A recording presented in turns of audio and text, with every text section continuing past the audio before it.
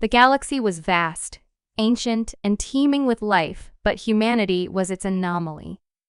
When the stellar concord was first established, the Council of Elder Races scoffed at the newly emerging species from the Sol system. After all, humanity was late to the galactic stage, barely scraping the surface of faster-than-light travel when others had been spanning the stars for millennia. They were small, fragile, and yet to the shock of the galaxy unrelentingly bold. The story begins on the fringe of the known galaxy, on a desolate human colony world named Viridian Prime. This colony had become a symbol of humanity's determination to thrive in the harshest conditions. The planet was barely habitable, plagued by radiation storms, sulfuric wastelands, and marauding pirates from neighboring systems. Yet here, humanity thrived. Commander Alyssa Vega leaned against the observation deck's railing, her gaze fixed on the roiling storm clouds below. Viridian Prime's thin atmosphere created a light show every evening, lightning dancing across the barren plains like chaotic rivers of fire.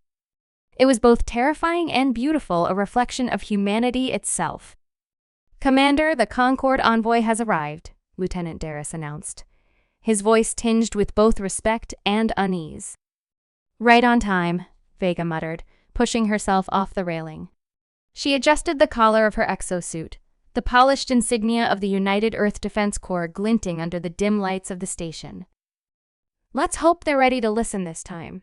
The stellar Concord envoy, a tall, insectoid being named Quetzal, stood in the briefing room with a small retinue of aides. Its chitinous carapace shimmered under the fluorescent lights, a stark contrast to the utilitarian surroundings of the human facility. The alien's mandibles clicked as it spoke, its translator rendering the sounds into a crisp, clinical voice. "Commander Vega, your request for military assistance has been reviewed. The Council finds your claims of an impending Zarthon incursion exaggerated." Alyssa's jaw tightened. "Exaggerated?" she echoed, her voice low and steady. "We have intercepted communications, confirmed fleet movements, and seen entire systems burned to ash. The Essons are not just raiding, they're waging war. If you don't act, Viridian Prime will be their next target." Quetzal's mandibles twitched in what Vega had come to interpret as a sign of disdain. "Humanity's history of embellishment precedes you. The Concord cannot allocate resources based on speculative data." The room fell silent, the tension thick enough to cut. Alyssa glanced at the holographic map of the sector projected in the center of the table. Bright red markers indicated the Exarthan fleets, steadily encroaching on Concord territory. Her gaze returned to Quetzal. "If the Concord won't help us," she said, her voice steel hard, "humanity will stand alone."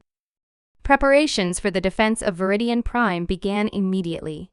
The colony's population of 2 million was mobilized. Miners became engineers, farmers became soldiers, and every able-bodied individual learned to handle a rifle. The United Earth Defense Corps deployed its remaining fleets to bolster the planet's defenses, though the odds were grim. Humanity was outnumbered and outgunned, facing an enemy renowned for its ruthlessness. Admiral Marcus Trent, an imposing figure with a cybernetic arm and a reputation for unorthodox tactics, arrived to oversee the defense.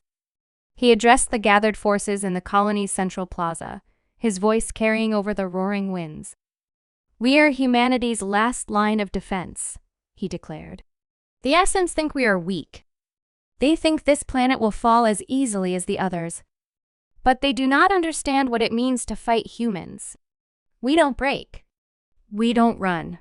And we sure as hell don't lose." The crowd erupted into cheers, a mix of defiance and desperation. The coming battle would test the very limits of human resilience.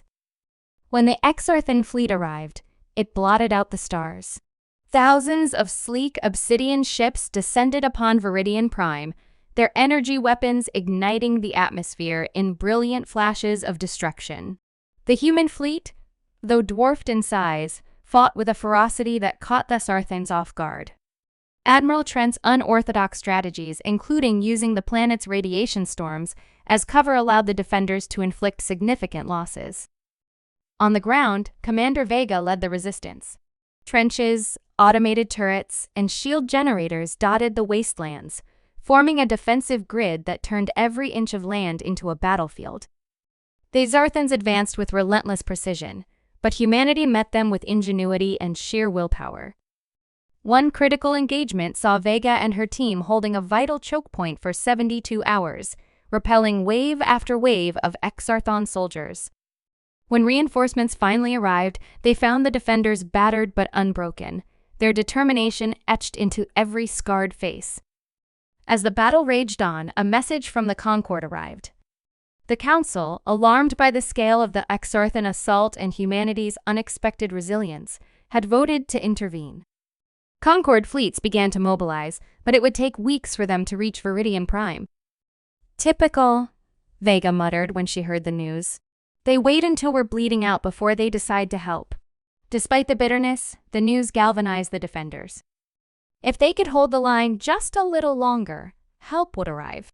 The final battle came on the 19th day of the siege. The Exarthans, frustrated by their inability to break the human defenses, launched an all-out assault. Admiral Trent's fleet engaged the enemy in orbit, buying precious time for the ground forces. On the surface, Commander Vega rallied her troops for one last stand. "This is it," she said, standing atop a makeshift barricade. "We've held them off for weeks. We've shown them what humanity is made of. Now, we finish this. For Viridian Prime. For Earth. For the future." The defenders roared in unison, a sound that seemed to shake the very ground beneath their feet. The battle was brutal, chaotic, and devastating. Humanity's forces were pushed to their limits, but they held. When the Concord fleets finally arrived, they found the Exarthons in disarray, their momentum shattered by the indomitable human resistance. In the aftermath, Viridian Prime became a symbol of hope and defiance. The Concord, humbled by humanity's resilience, began to view the newcomers in a new light. Commander Vega and Admiral Trent were hailed as heroes, their names spoken with reverence across the galaxy. Humanity, once dismissed as insignificant, had proven its worth. The phrase, "humanity, F yeah," became a rallying cry, a testament to the indomitable spirit that had turned the tide of war. As the galaxy moved forward, one thing became clear: humanity was here to stay, and the stars would never be the same again.